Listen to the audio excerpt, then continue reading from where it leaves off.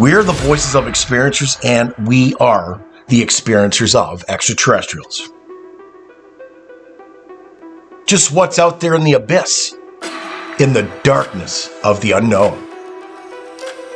It's time for disclosure and it's time for truth, because what lies in the darkness brings powerful transformation. We're the bridge between two different worlds, with one foot in this reality and one in the next. The shift is here, along with profound integration. Just who are extraterrestrials and what are their plans? It's time to find out with the voices of contact. We are the voices of experiencers because we are the experiencers. It's time for disclosure and it's time for truth, because truth brings powerful transformation. We are the voices of change. We are about evolution on an expansive level, living life without fear and becoming the bridge between two different realities. Profound evolution is here. Profound integration is here. This is the Voices of Contact. Hi, everyone. I'm Mary. I'm a channeler and psychic medium. I'm also a hypnosis regressionist for ET experiencers, and I work with MUFON doing regression work. I also work with PTSD experiencers, paranormal experiencers, and victims of crime to assist them in recall. I'm really looking forward to another amazing show tonight with our panel. I just want to say to you guys that the work that you're doing here with me is so impactful, like literally it's life-changing. And I thank you for being a part of it and being here with me. It means more than you realize to me as well as the listeners. So allow me to introduce some of my most favorite people. First, we have Deb and RJ DeRoos. They're authors, paranormal UFO researchers, and they're experiencers themselves. And they also are the founders of the Michigan UFO Contact that happens every year in Houghton Lake, Michigan at the end of September. They're owners and managers of Mystical Awakenings Radio, Mystical Awakening Podcast on the YouTube channel, and at the Mystical Awakenings Metaphysical Store in Houghton Lake, Michigan.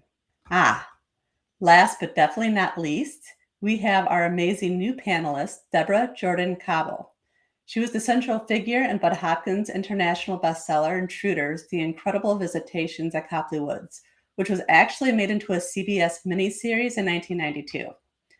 She's co-author of the book Abducted, The Story of the Intruders Continues, and author of Extraordinary Contact, Life Beyond Intruders. She's a former Indiana MUFON investigator and co-founder of her own paranormal group, Paranormal Underground, and host of the Midwest Paratalk podcast. With the amazing panel that we have tonight, I know that anything is possible. And we are going to get down deep into discovery and answers to what's actually really happening out there. This show is all about transmutating the light from the dark and replacing fear with knowledge. Through my regression work, I have come across amazing cases with some amazing clients. It is my passion to work with them and to help them have a better understanding of the contact they've had. Whether they were taken, have had contact in the physical realm, or through a dream state. I'm grateful that my clients have agreed to allow me to use the regressions on the Voices of Contact. Tonight, this is the place to be, because the panel breaks down the experiences, providing powerful feedback. I love it, because all the listeners get to learn and connect, and the person that I regressed walks away even more immersed in the experience with a new perspective on their contact. Literally, it's a win-win, right? This is the Voices of Contact. We go. Hi, everyone. How are you tonight? Good. Hey, Mary. Hi, Michael. It's fabulous. Hey, y'all. Michael Carter. Good to be back. Yes. So good to see your face Good again. to be back. Good to Yes. see y'all. It's been a journey, but I'm here. Busy man. So- In ways I don't want to be. I'm sure RJ has mentioned, but yeah. Yeah, I kind of did. Yeah, it's good. We're friends. I don't Yeah. want to talk about it now, but Right. No, not on there. So how's everyone doing tonight? I'm okay. Real good. Feeling good. We're all the same time zone, right? So yeah. we're Oh, good. thank God. Yeah. That wears you down. I think I'm in the same time zone. Yeah, you are. Yeah, yeah, It yeah. depends on what planet they're taking. I know. Not maybe not mentally, but Mentally. right here we are. That's all.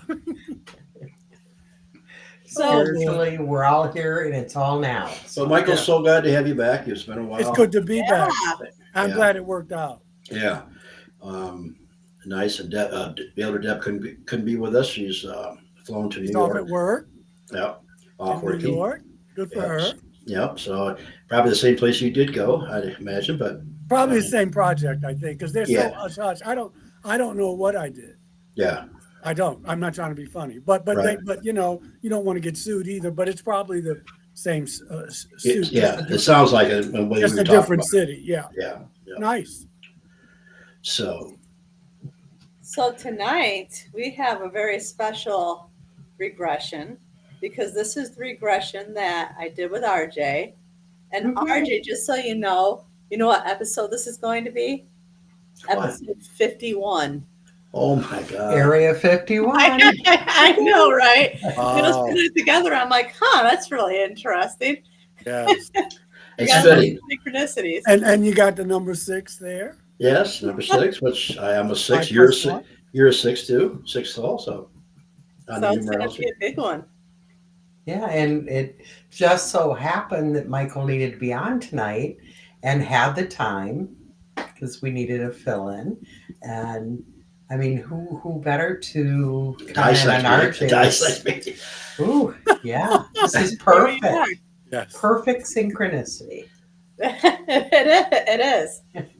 So RJ, instead Yes. of me giving the feedback on the regression, why don't you tell us what you regressed on?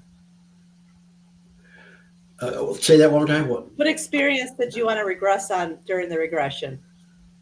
Well, I had when I was young, I had experiences. I saw shadows in my room. I slept with my parents a lot because I was nervous and scared. And there was one incident. I was outside.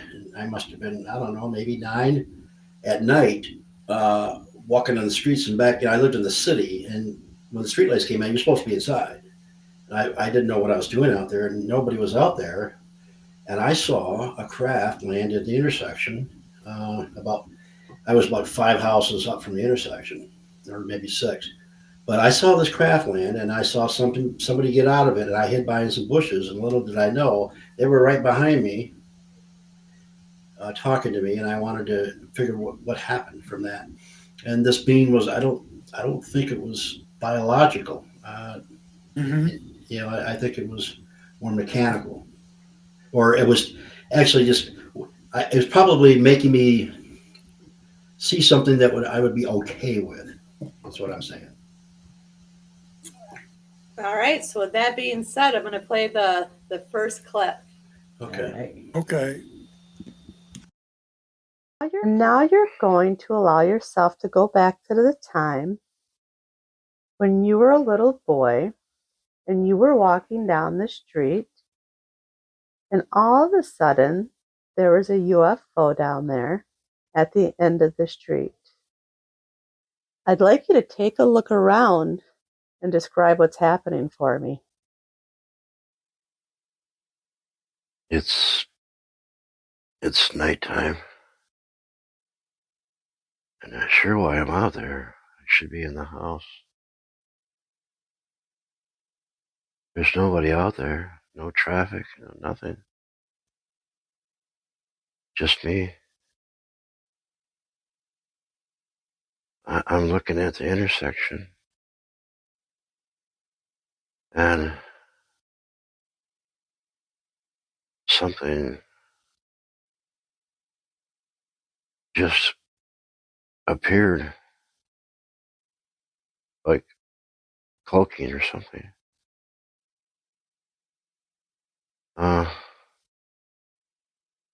I can only explain it as a UFO. Can you describe what it looks like for me? It was round. It filled up the intersection, so I don't know, 15 feet around, 20 feet maybe. I'm kind of blinking my eyes and rubbing my eyes to make sure I'm not seeing something, but I'm not.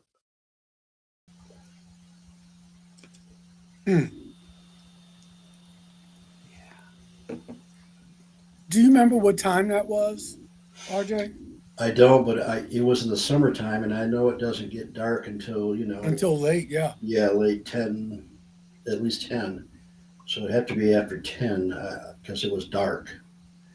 And how old did you say you were? I'm guessing about 9.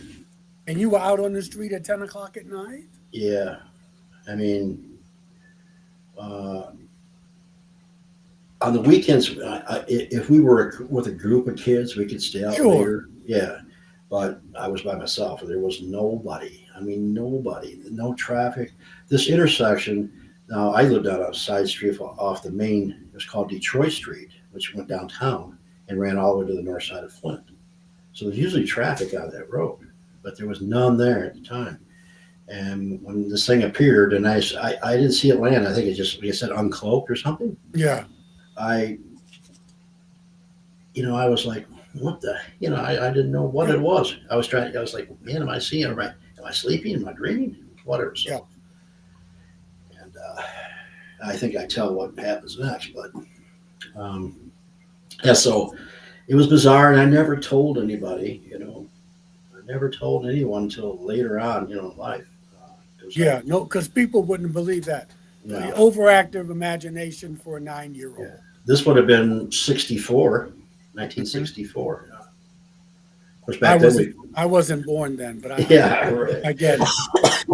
And they called back. I wasn't around the horse and buggy time.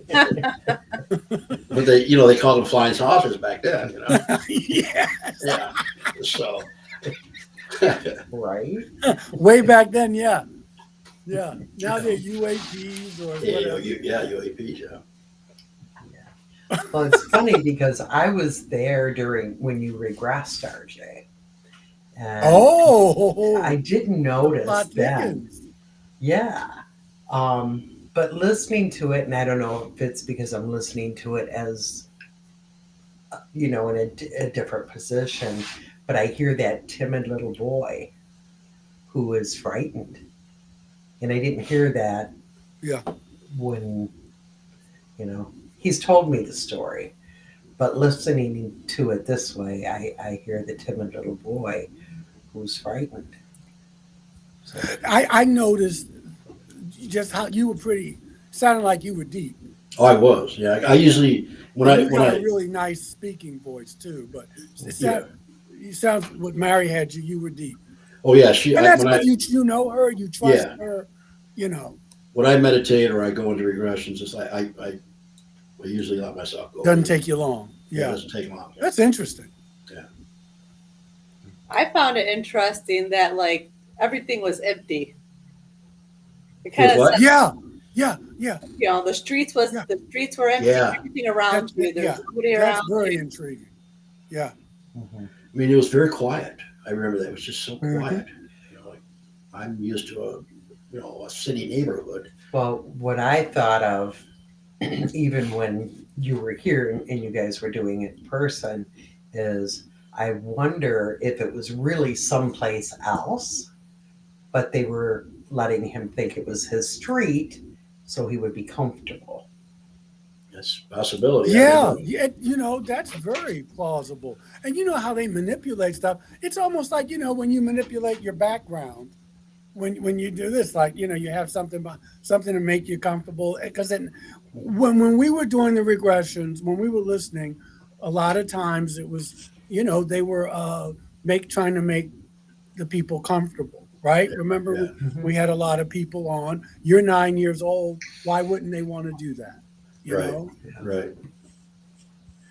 Yeah, and when I explained the being here, I think if you have that on there, I'm pretty sure they did that for me. Mm-hmm. Yeah. So we'll see. Well, and like Michael said, when we've done other ones, they do things to, especially with kids. We're finding exactly. A lot of these regressions when they're younger, there are extra steps taken to make them think they're in their bedroom or Yeah. that they care about them, to make them comfortable. So Yeah, to accommodate. Yeah. mhm. Yeah, that's very possible. All right, so for this next one, it's where from the craft a ramp drops out of it. And then RJ is describing what he sees. Does it have any windows or doors? No, I don't see any windows or doors. It has, I guess, landing legs, you call them. It's up off the ground. So what happens next? On the left side, something comes down. A ramp or stairs or something. It's got my attention. And someone or something is walking down this ramp. I'm starting to get a little nervous. I just want you to know that you're observing, that you have nothing to fear, that you're well protected. Can you see what's on the ramp? It just looks like some type of being. I'm kind of far away. Too far away to make out detail. So I don't want to be seen. I kind of ran up to a couple houses down from me behind the bushes. The bushes are perpendicular to the sidewalk. And there's two sets of them. I'm in between them.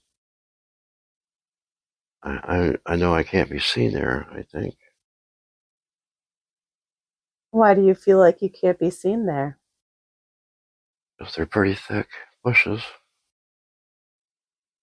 Anyway, I don't want to be seen. I don't want them to know I'm there. Do they seem familiar to you? No, not really. I can't say they are. But I peeked out from the bushes. And I don't see it anymore. And it's gone now? Yeah. So let's move back just a little bit. We're going to move back before you run to the bushes, and you can see whatever it is that's walking down the stairs. And you're going to be able to move closer to that craft without being seen. And now you're going to be able to focus in and describe what you see. Describe what you see for me. This being walked down this ramp or stairs and walked to the other side. And I think now it was walking towards the sidewalk because after I didn't see it anymore, I turned around and there it was. Huh. I sound like my timeline is a little messed up there. I don't know what. I mean, I can't explain it, but I had gotten, it's funny because I had realized that later in life that there was something behind me, until I regressed. I didn't know really what it looked like, but,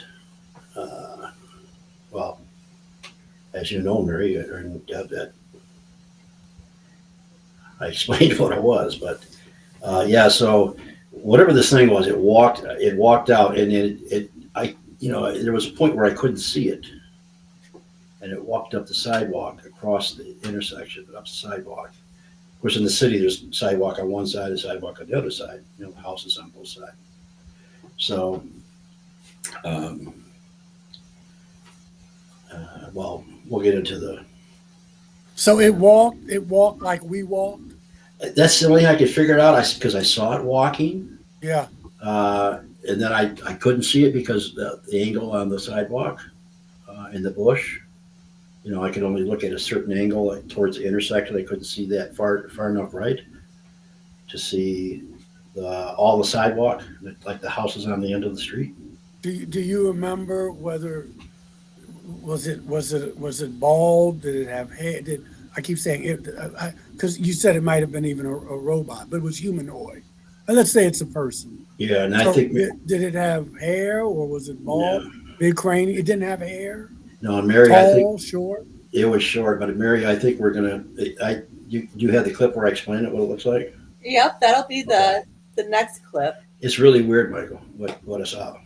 My biggest question is like, do you remember what you were feeling during the regression at all? You know, reliving that as a little boy, trying to hide behind the bushes, and then I made you go back a little bit so that you could actually see Yeah. the being itself. I thought I was safe. You know, I thought I was like, Yeah. I know these bushes. I know my neighborhood.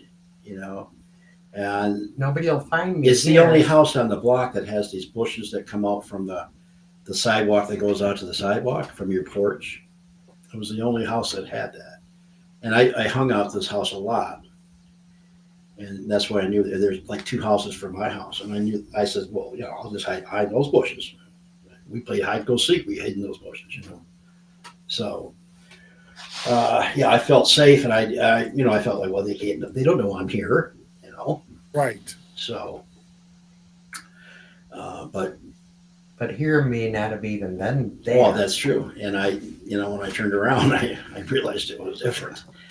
And it's interesting because, he's told me this story, and he told you the story, but he never had those memories before. So it's interesting even for me to hear this stuff come out, especially with the type of emotion that I'm feeling from him. Because it's, it literally takes him back to being that little boy who was frightened Mm-hmm. and truly seeing it, but didn't remember. Yeah, you know what it reminds me of a bit, not the whole story. When I told you guys about my first visit when I got back from Chichen Itza, right? And when I wrote the book Initiation, I put that in there. And my first wife, Sandy, never mentioned until she read the book. She said that she mentioned, we're talking 1989. The book came out a year and a half, 2 years ago. She said, I remember now there were figures in the room, but I kept hearing, just go to sleep, just go to sleep. Oh, now from 1989 to let's say 2022. So sometimes bits and pieces, like you do in regular life, I guess, memories come back to you. Yeah. And so you're hearing it almost for the first time, Deb. Right. Sandy, when I wrote the book, she said, I remember that now. Because I didn't know, she never mentioned that. Oh, I saw some beings in the room. I saw figures in the room. Right. And do you think they may have erased her memory a bit? I mean, they can do it with. Great question. They can do it. I mean, she said, well, they did something because she said, I kept hearing, I just need to go to sleep. I need to go to sleep. Like this wasn't for her. This is for him. Mm-hmm. Yeah. So they I think they did make her go to sleep. Again, not all obviously, but probably we don't want to scare you. We don't want, this is not for you, at least not right now. And so, that takes some intentionality. All people won't do that, but it was, and they were trying to make her comfortable in a way. You just go to sleep. And they were trying to make RJ comfortable. At least you felt at the beginning. You know, I think I don't want to put words in your mouth, Well, RJ. yeah, I mean, I was, I was okay until something I came mean, out with of the it. surroundings, they were Yeah, better. yeah, yeah. I mean, I felt comfortable He in was in familiar familiar bushes. territory. Yeah, so I thought, nobody's going to find me back Yeah. here. I always hide back here, you know. But yeah, so little did I know that wasn't true. Yeah. So,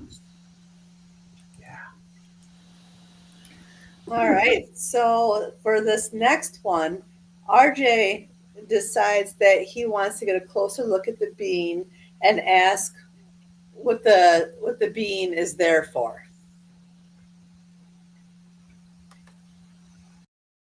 So he's walking on the sidewalk. Yeah. What happens next? Well, when I saw it, I mean, I didn't know what to think, but I mean, I think I'm like 9 years old.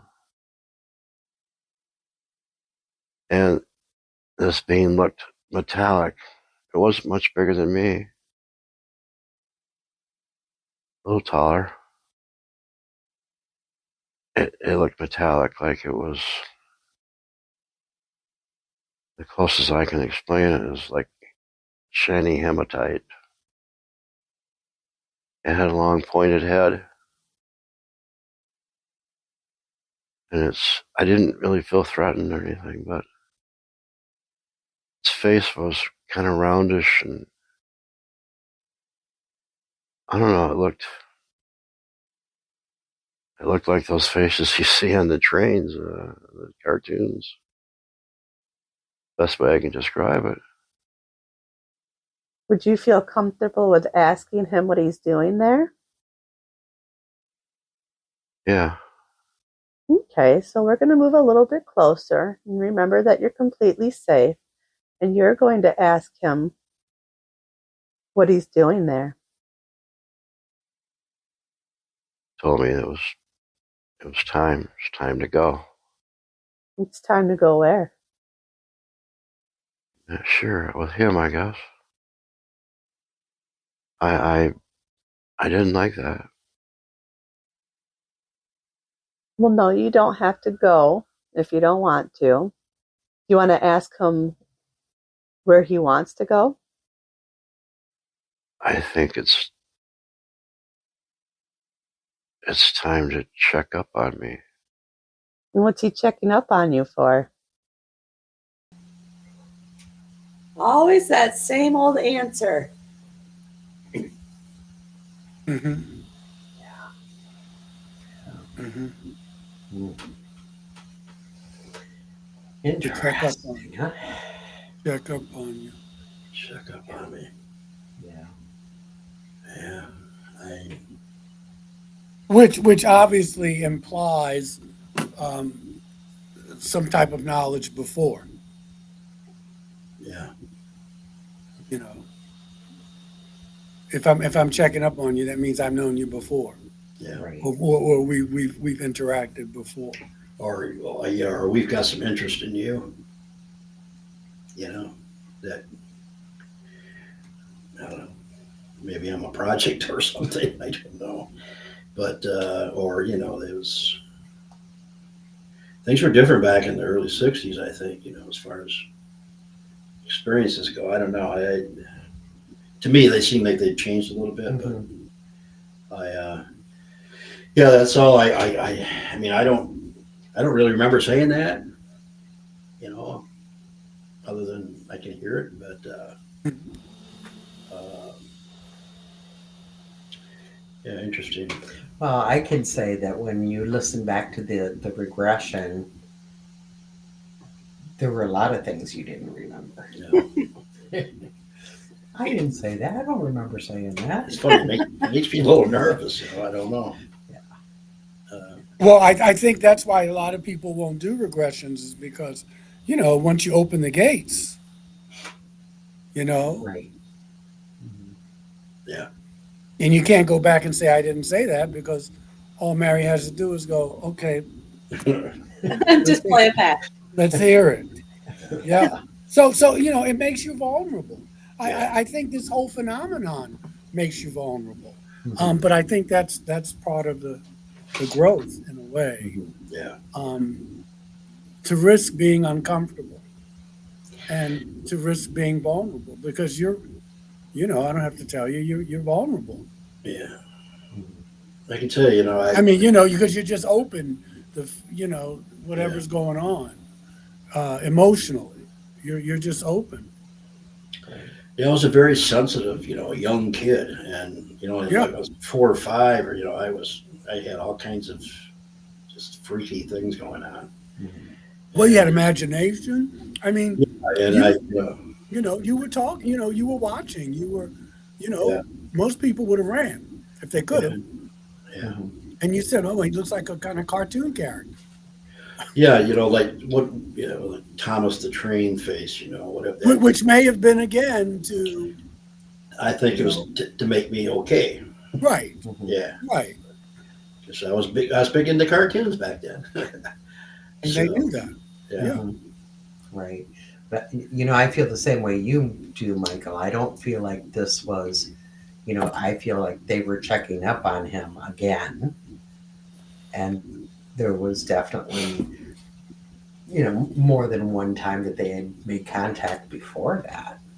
I mean, I believe that, and I'm not saying it's with everyone, but yeah, and I mean, I'm talking about it, even if you don't remember it consciously, it could be even in between lives. right, Mhm. right, But I'm not saying all of that is, and this may not have been, at 9, you just don't, maybe they came to you, when you were really younger, and you yeah, just have no recollection, yeah, Mhm.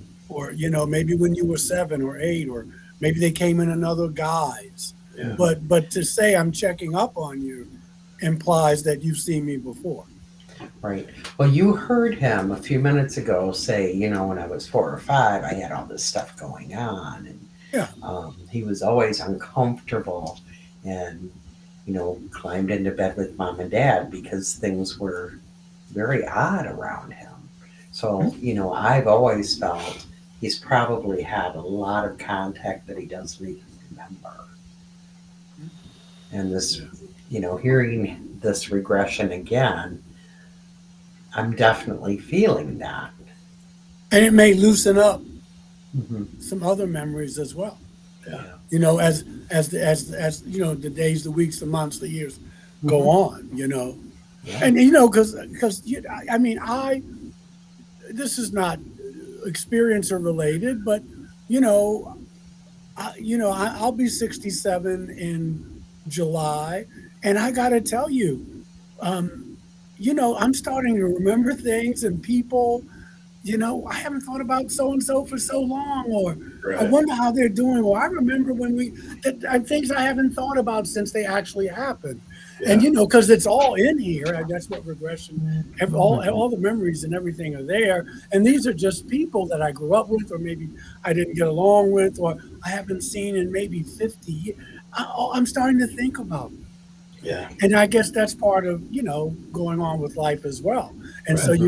you have these other memories that we can gloss over, traumatic, you know, it's all in here, it's recapitulating, yeah, yeah. all in you. And on a side note, RJ, don't worry. I did not give you any subliminal messages to bark like a dog. Okay?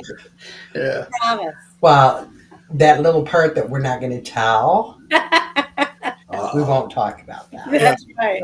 yeah. It's on Facebook now. It's okay. That'll be a surprise. Yeah, Just yeah. don't We don't play have. that way. It's Mary and I had them all on alone and Messenger. in deep It's on meditative. Messenger now. Oh, I knew I was out, I'll tell you that. You were out, Uh, but so, she didn't record any of the other Yeah, stuff. I don't want to hear yeah, we this. stopped it. We blanked that out.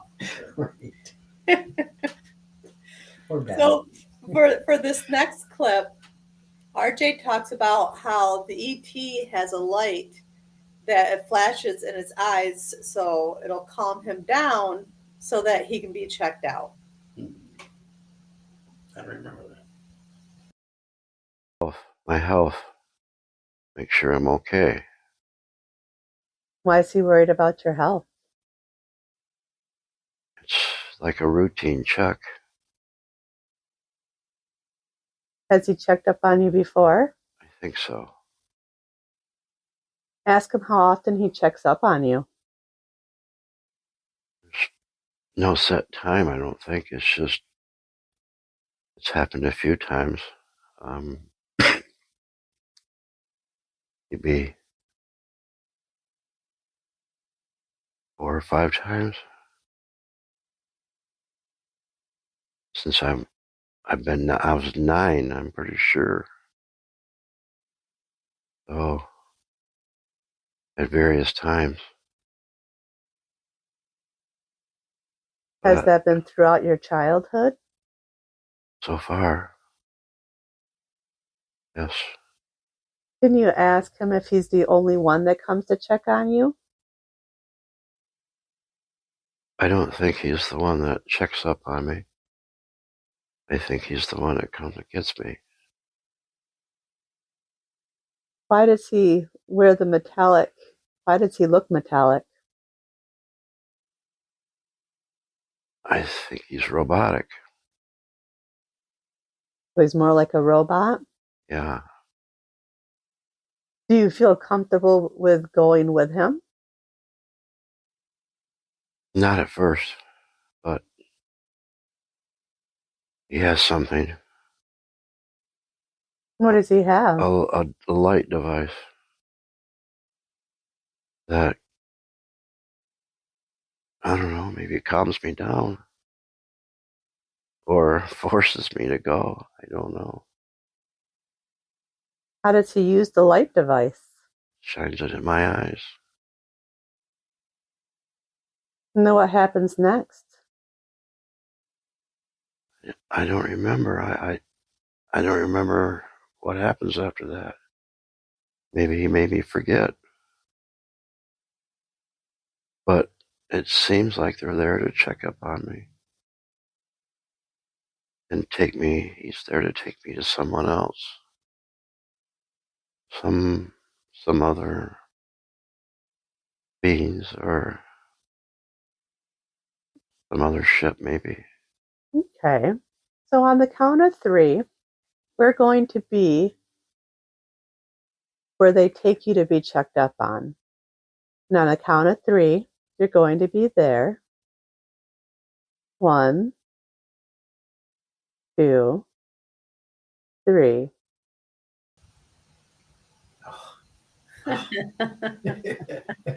You're so bad at that, Mary. You gotta You keep get it. us right to that point. It's like, Yeah. Next Okay. clip. Next clip. Oh, wow. So, we've talked in the past, we've had many others on that have talked about being turned off. Mm-hmm. And I know with my own experience, I had the feeling of I was turned off. I couldn't move, I couldn't respond. So when RJ was talking about the light, I thought, I wonder if that's how they turn you off. Some of them, anyways.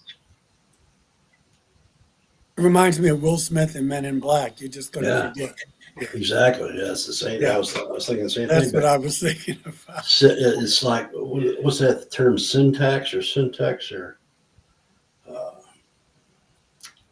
Anyway, it's interesting because I talked to you about this before, Michael, when Thoth said that when he after the waters receded, he came down in his ship, and people were coming after him with spears because they knew that they had flooded the place out, but everybody didn't die.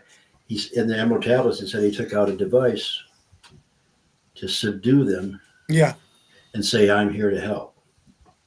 I'm not here," So we can't put past what they have in technology. My God. Exactly. Yeah. Exactly. So And I you saying that you didn't think you think it was artificial intelligence. You don't think it was a humanoid. yeah. I mean, that's the way it appeared to me. So Yeah. That's the way I explained it. But I mean, again, like you said, Deb, they could have been making me see anything they wanted to. So Right. maybe I felt comfortable with some robot, Mm-hmm. And it's not the first time that we've heard of people describe a being that's making contact as a robot. Right. That's true. Right. That's very true. We've heard that quite a few times before. Mm-hmm. Yeah. Also, the light. Different things with the light. You know, even people, all of a sudden, they see a beam of light coming in their window, Yeah. or light being, you know, in the eyes. So, And it was, like, I don't know if you caught that, Michael, but it wasn't much bigger than me, is what I said. It wasn't much Yes, bigger you than did that. say that. You Yeah. did say that. I mean, just a So yeah, little- it was not really tall at the time. taller than R2D2. yeah. But, you know, I think, you know, that there again, you know, it wasn't ominous, it wasn't overpowering or didn't look, Exactly. you know, He didn't look like R2D2 type robot, right? More like a like you know, this is hematite. And like that. Yes. And but the face, like I said, it was round and there was a face on it, but a long pointed head. Was it pointed up or No, it's pointed down? back. It's pointed back. Oh, pointed back. Yeah, with a face on the front of it. Oh. So that's what makes me think that this thing was maybe not what I thought it was. Right. Yeah. Like if you took the mask away, you'll see the face behind it. Yeah. Yeah. Okay. Hmm. Well, that's interesting. Mm-hmm. All right. So for this very last clip, RJ finds himself after the count of 3 on a craft with several ET beings surrounding him. Oh boy, I don't remember this. And now you're aware they're checking up on you. I'd like you to look around and describe what you see for me. There's these beings, they look like grays, but to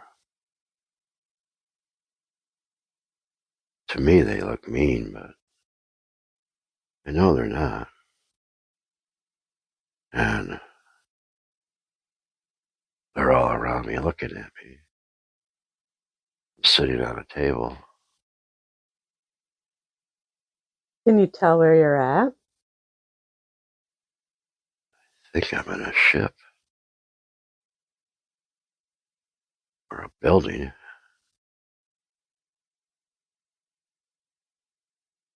Is it the same ship that was in the street, or is it a different place? A different place. And what else do you notice? There's some other beings that are tall beings. Can you describe what they look like for me? And they have long necks. Gray too. No hair. And what else do you notice? There's all kinds of machinery around me. I'm lying down now. They have you lying down? Yeah.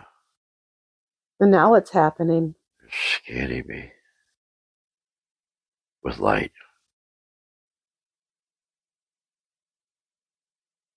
Go ahead and ask them why they're scanning you. They're checking for implants. They're checking for implants? Yeah. Make sure they're working right. Ask them where the implants are.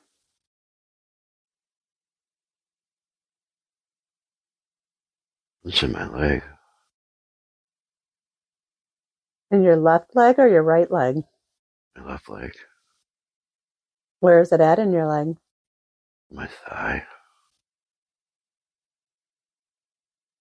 Inner thigh. Is it large or is it small?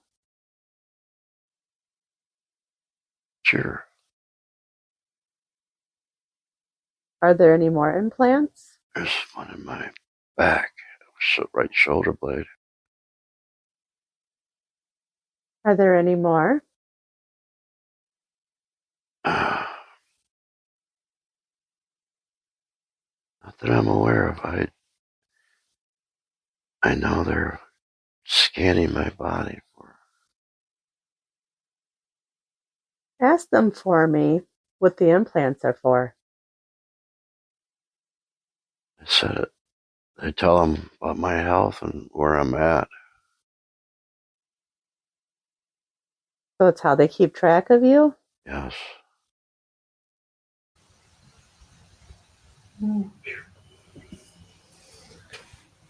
So now we know. Now we know that obviously you've been with them before because they had to give you the implants to track you. Do you know what their attire was like? Did they have a robe on or a uniform? Was it very militaristic looking or color or anything like that? Any insignia? I don't remember any of that, Michael. Yeah, I know there was just I a get tight. it. I'm just It's asking. a tight fitting. Okay, so it wasn't like a robe and stuff. Yeah. No, it was very tight fitting, and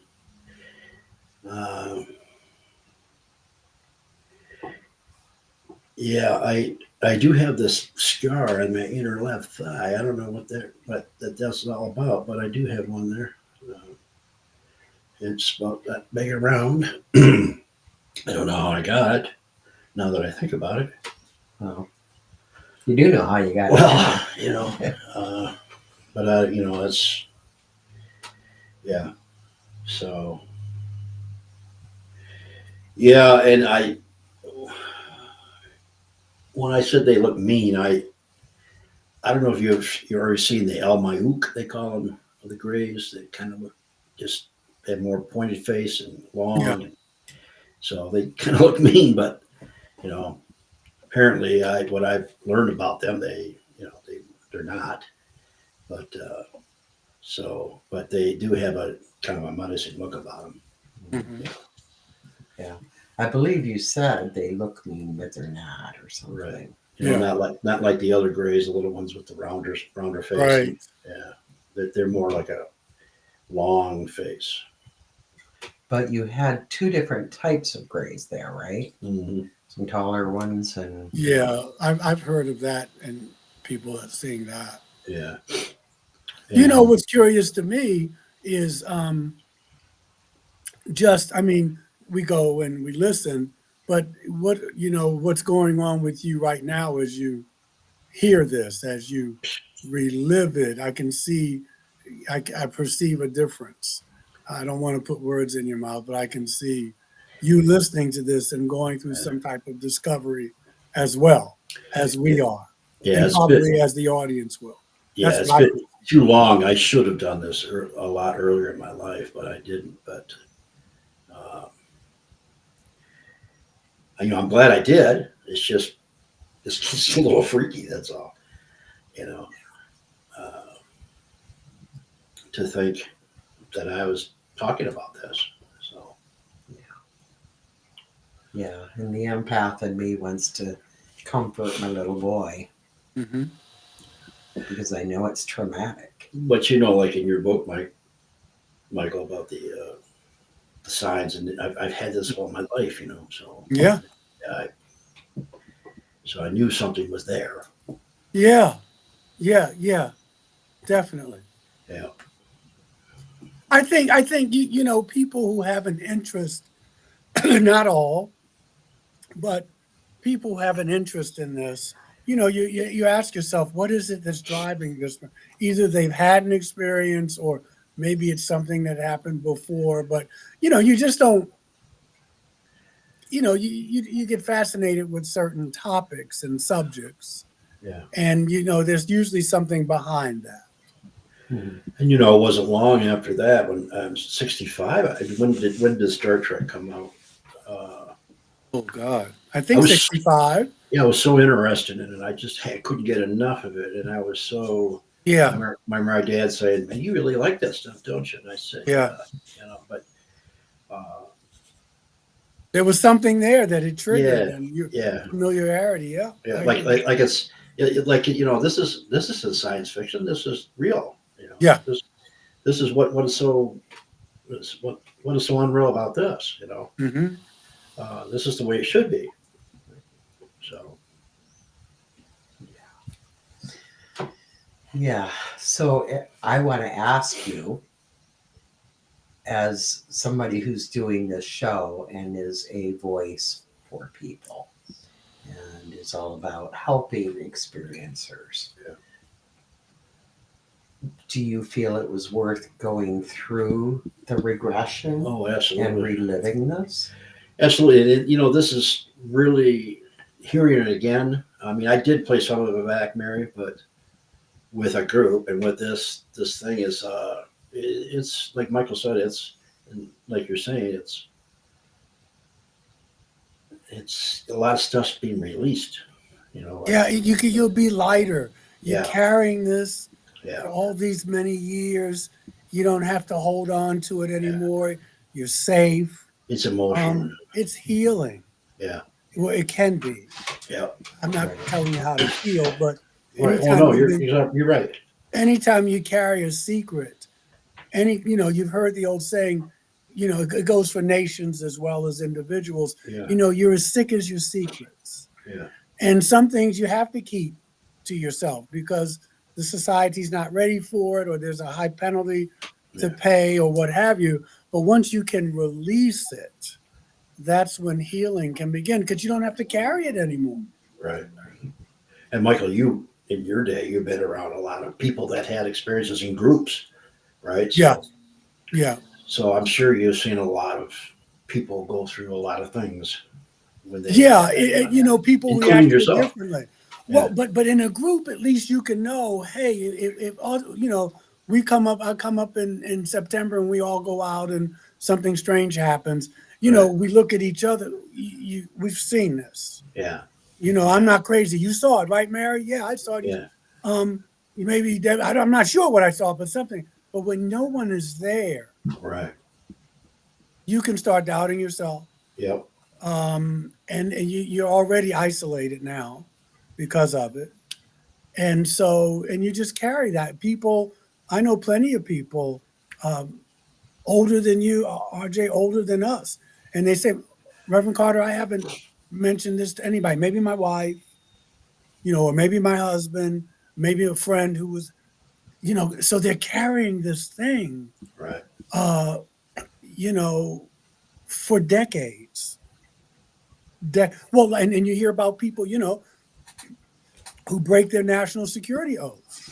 Maybe Lieutenant Colonel Corso, or other Yeah. people. They just have been carrying this around so long. Right. I was at Roswell. I saw it. I saw the bodies. I saw it. I was warned. Yeah. I got to get it off. I can't go into the next life with Yeah. this on me. Right. And then I can be free. Yes. And then I can help other people. Yeah. Yeah. It's definitely. I recommend it to anybody that thinks they've had an experience to do it. So it is definitely heart and eye opening. Yeah. Wonderful. And, you talk about the secrets. It dawns on me when we have secrets from ourselves. Mhm. There's no way we can begin to heal those. So at least now, RJ can work on, okay, now I know what really happened. So now I can heal that. Yeah. Now I can Yeah. comfort that little boy. Yeah. But And it when- gives you empathy. I'm sorry, Deb. Mhm. Finish your point. I'm sorry. I didn't mean to cut in. Yeah, well, that was my point, is when we don't even know and we have to wonder, we can't Mhm. begin to heal. Yeah. Agreed. And it also, I think, it gives you more empathy when someone else comes up and says, I don't want to talk about this. Right. I can't talk about this. Right. Because post-traumatic stress or what have you, whether it's with vets or whatever. And you can have empathy. You may say, man, I would get it off my chest, but you can understand why people don't. Keeps you from judging. Hey, when you're ready, you will, or Yeah. you won't. But I'm with you. I'm with you. I know what that's like. And so there you have a bridge. Right. Absolutely. Right. So thank goodness we're in the days and times and have a show that we can do these things and putting it out there for others to see. You know, I know RJ's feeling very vulnerable right now, but this is helping so many other experiencers that are kind of on the edge. You know, do I want to know? And and you'll get that affirmation Friday when people start writing to you. I think. But I'm honored that that this is the universe set it up perfectly. Yeah. Because we've been friends, and I'm honored to be here for this show. As because we couldn't, you know, I was busy, you were doing stuff. Yeah. You know, Mary, I forgot to, you know, out after the show, but you know, so we came together Right. for this As show. it's supposed to be. Yeah, we came together for this show. Yeah. Yeah. I'm very grateful. Well, all right, that's all we have for tonight's show. And so make sure you tune in for next week's show, because that's where we still do the regression with RJ, but we actually tap into the subconscious and delve into what his connection with ET is and what his purpose is with it. And I think his subconscious has a sense of humor, right? It does. You laugh. Yeah. Okay. All right. All right. Have a good All right, night. thank you, everybody. everyone. See you next Thank week. you.